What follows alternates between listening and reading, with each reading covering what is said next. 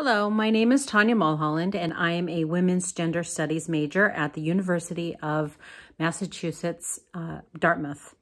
I live in Germany and I attend classes online. The reason for this video is to share some information on a topic that I find very important: climate change and global warming. I'm currently studying ecofeminism, and in that field of study, I've been researching the effects of meat and how it relates to the climate crisis all over the world. One way that we can elicit change is through activism. Since our world is currently in the midst of a global pandemic and we are isolating, this is the safest way to go about it.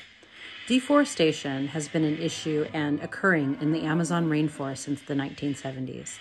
The reason is to make way for cattle ranches and crops that are used to feed animals. Forests cover 31% of the land area on our planet. They help people thrive by purifying air and water. Forests also provide jobs. There are 13.2 million people around the world that work for the forest industry, with 41 million more jobs that are related to the forest industry. Forests are home to 80% of land animals, and they rely on the forest for their survival. Deforestation also threatens biodiversity. Why is biodiversity important? Well, it's a resource that entire nations depend on. Biodiversity connects all organisms on Earth, creating a web of life, if you will. The Earth's natural assets are made up of plants, animals, land, water, the atmosphere, and of course us humans. Together we make up the planet's ecosystem. When that is threatened, our health and livelihoods are also threatened. As the planet's urban landscapes grow by the day, its most important wild spaces are shrinking. In simple terms, a reduction in biodiversity means that millions of people face a future where food supplies are more vulnerable to pests and disease, and fresh water is in shorter supply. The last time I checked, humans need food and water to survive.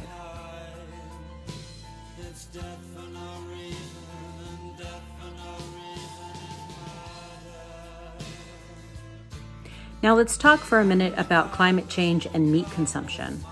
Nitrous oxide and methane make up the greenhouse gas emissions from animal agriculture.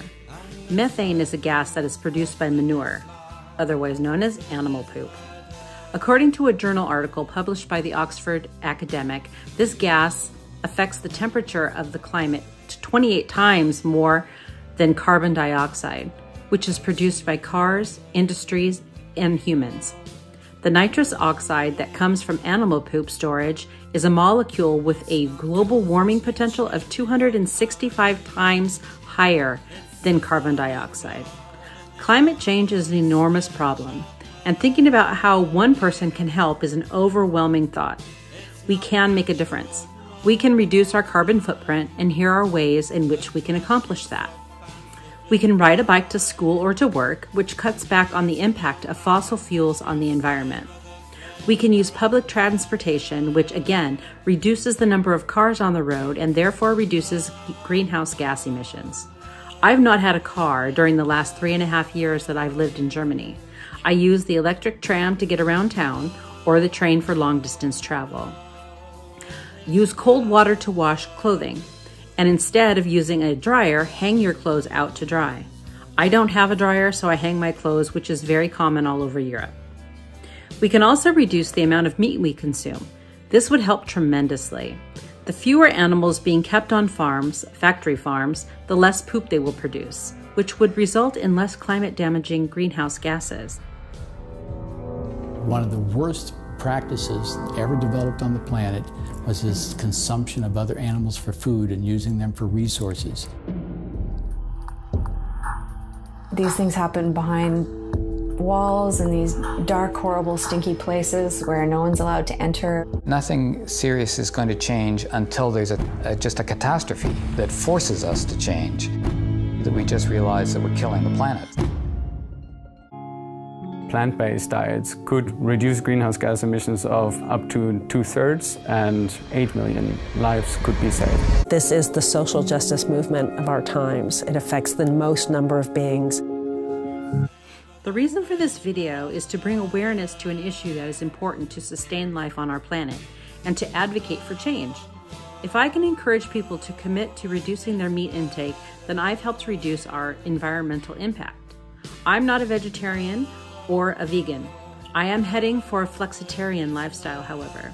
So far, my husband and I have reduced our meat consumption to 3 times per week. My intention is to develop a YouTube channel dedicated to providing vegan and vegetarian recipes. I'm asking for your commitment to skip your consumption of meat once per month, once per week, or even more often.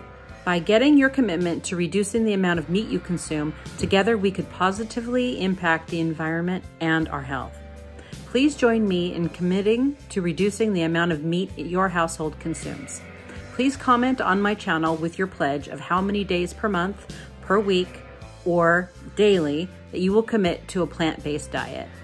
Check back often for recipes and meal ideas from myself and any of you who choose to share recipes with us.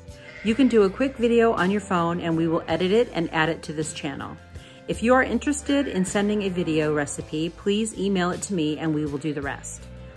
Remember, we all have to be the change that we want to see in the world. Thank you for watching, thanks for your support, and until next time.